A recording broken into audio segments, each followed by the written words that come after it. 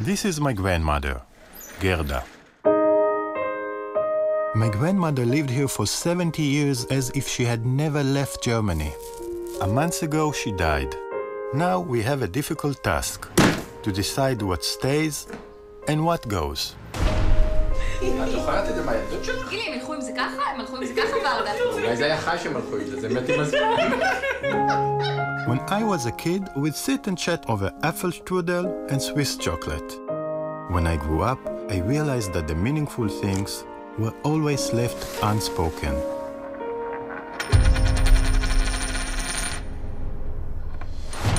Ein Nazi fährt nach Palästina. מה זה אומר?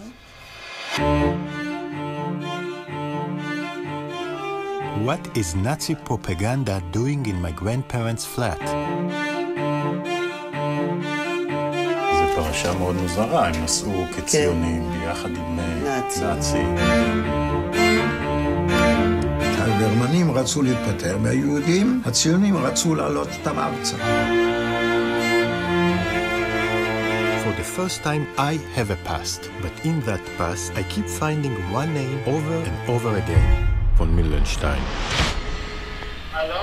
I'm the grandson of Kurt and Gerda Tuchler.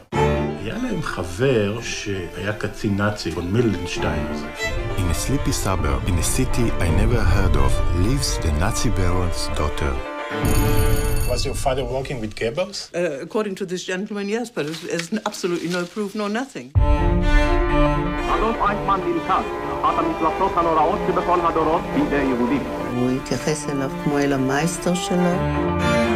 Wo keiner gerne hörte, dass jemand bei der SS gewesen war. They just didn't believe it.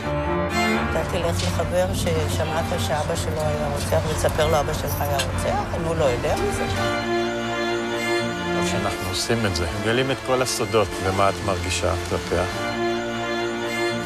אני חושבת שהייתה קצת אומרת לי, זה לא עניינך.